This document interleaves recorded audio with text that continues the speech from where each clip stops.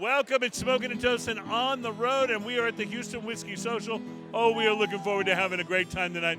And who better to start off with than Jessica, who is our amazing special guest from a couple of weeks ago. You guys going to be pouring tonight?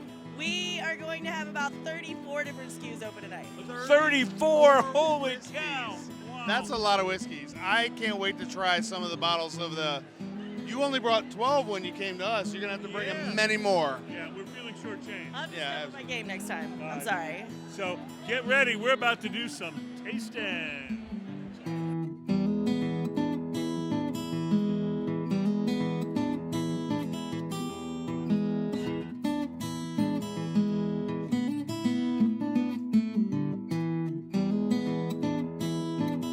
This is Ian from the Smoking and Toasting podcast. We're here with Jarrah Single Malt Scotch Whiskey.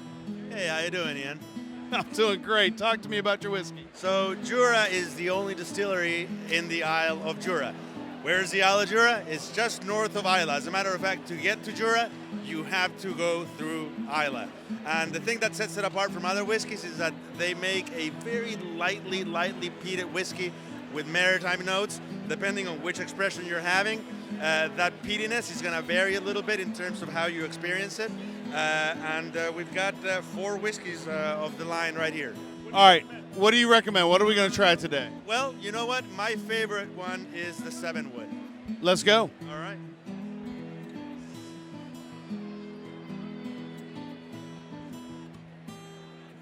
Now, this whiskey is a little bit like creme brulee. It's got a beautiful velvety feel to it.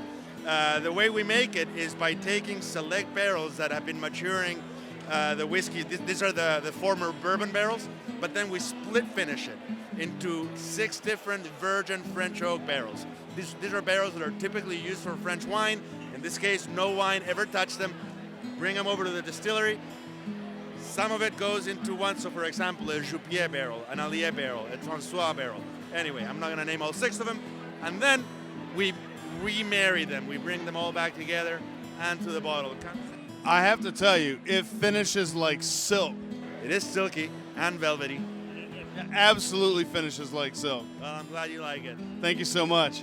My pleasure. Here we are at Ingenious Brewing. We've had them on the show, and their stuff is amazing. This is the 4 Roses Brewers Reserve that we're having. I have to tell you, if I have a bomber of this, I'm not sharing it with anybody. It's so amazing. Not even with me? Yeah, I'm sorry, dude. This is like the precious. This is not just good, it's great. It's amazing. This is really one of the best stouts I've ever had. Absolutely. They also have a, what was their fruited? It's a fruit cake. Their fruit cake beer is unbelievable too. Yeah. Berliner Weiss fruit cake is pretty amazing. Awesome. We are at the Buffalo Trace table, and what's your name? Heidi, Heidi, what are you pouring us today? 1792, It's a gorgeous bottle. small batch, yes. Very nice, gorgeous bottle. Let's try it. You know, Ian is already doing research. Ian, this is from the Buffalo Trace people. What do you think? It's outstanding. It's great. It's got the big caramel accents, and it's got a nice smooth aftertaste, and not a lot of heat going on the whole entire time. You know what the biggest problem I have with this whiskey is? What's that? There's not a bottle of it in my bar. Well, you just have to ask, right? We need to solve this problem quickly. We're searching Chris because he's got another bottle. Come on.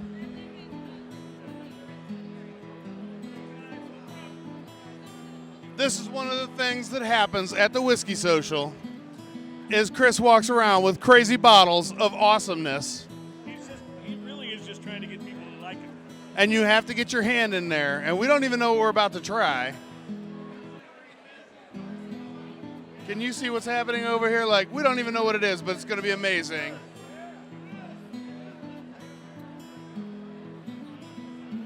It's going to be amazing.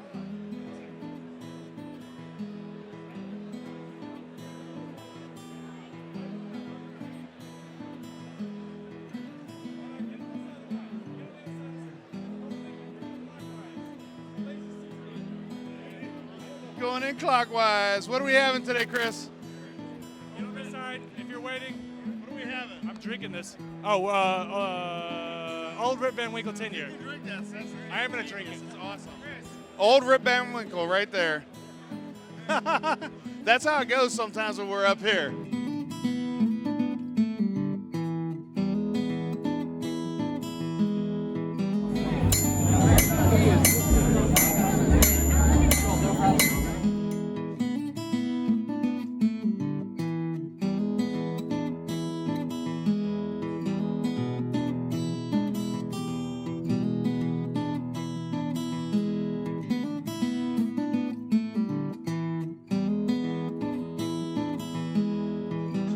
So you knew you would find us at the Plantation Rum table because Plantation Rum is actually a big part of my life.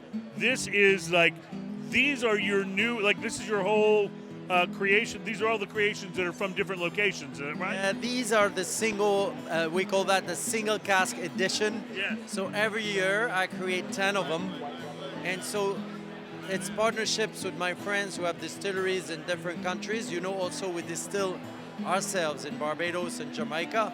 Yeah. Now let me show you, for example, this one is from Peru. You know, the guys who make Atavio, they make delicious rum and they use some of their aging in Czechoslovakia and Slovenian oak that gives you spice notes.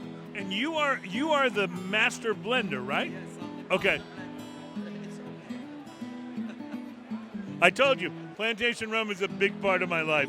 And these are amazing. Thanks to Docs, we got to try several of these. Well, thank you. Docs is a wonderful guy. And so this, when you see a black label like this on Plantation, these are the single cask. So the single cask are aged to triple aging.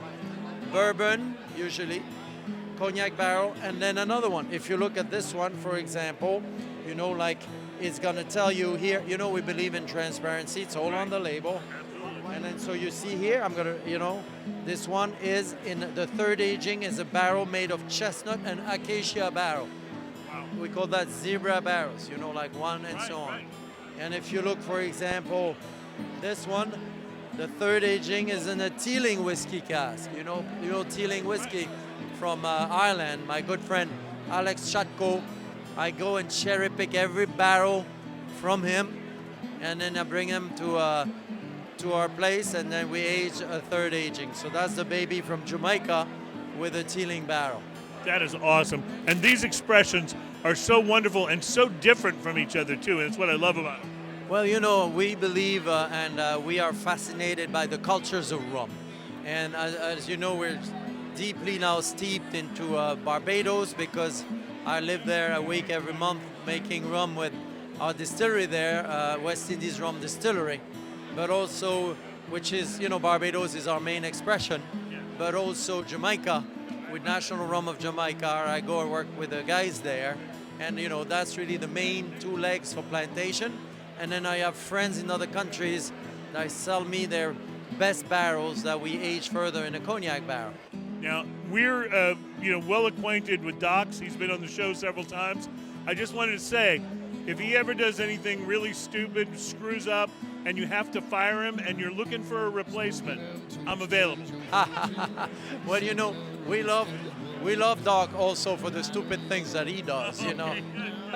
This is why I want to work for you. This is great. Thank you for this. Thank you for the amazing rum you make. And you know, you can send him back on our show anytime. All right, it's a great pleasure. Thank you very much. Thank you. All right, so we're here at the table for Peaky Blinder, which I just thought was a show, but apparently it's also a whiskey. What's up with that? Yeah, we have a tie to the Peaky Blinders with Sadler Brewing. Hellwood Spirits owns Sadler Brewing. Sadler Brewing had pubs at the time of the Peaky Blinder gang, and Billy Kimber, a known Peaky Blinder gang member, used to frequent those pubs. So I wouldn't say in honor of, because I don't know that we want to honor gang members, but capitalizing on the popularity of the Peaky Blinders and the fact that we have some history with them, we launched a product called Peaky Blinders. We sourced the whiskey, West Coast Distilling. It's a great price, great value, and a great taste. Ian, what are you thinking? I'm thinking it's smoky and it's caramely. It's got a lot of things going on and it's quite smooth. I love it. Well, It's hard not to like this. The show is great. The whiskey's great.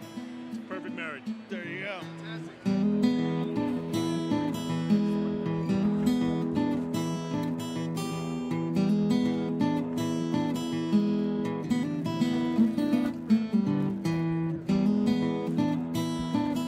All right, so what a night it's been at the Houston Whiskey Social. We're shutting down. Well, Nick Talamantes is here. He's shutting down the booth for Four Roses. How did it go tonight? Oh, it's great, man. It's great. I didn't even get to talk to you. Your booth was just like lined up forever. I have not seen a line that long in a long time. Now, on our show last week, we told people to come to your booth and ask anybody they saw if they were Nick Talamantes. Did anybody do that tonight? About 3. Yeah, I have 3. I'll take it. Yep. Better than none, right? That's exactly right. Four Roses, you guys always have a great booth. You always have great stuff for people to try. How were people responding tonight? I love the product, man. We had some really cool stuff for VIPs. We had a bottle from 55 and 63. A couple really good picks. Nick, clearly we need to have you on the show again. Bring me out, man. All right, we'll schedule it soon. It's happening. Four Roses is happening. This whiskey could not be hotter. As long as you guys have been around, you're hotter today than you've ever been, aren't you? Hotter tomorrow, too. I love it. I love it. From the Houston Whiskey Social, smoking and toasting on the road. And do you have enough whiskey in? Not yet. All right, let's see if anybody's still pouring. Call that Uber.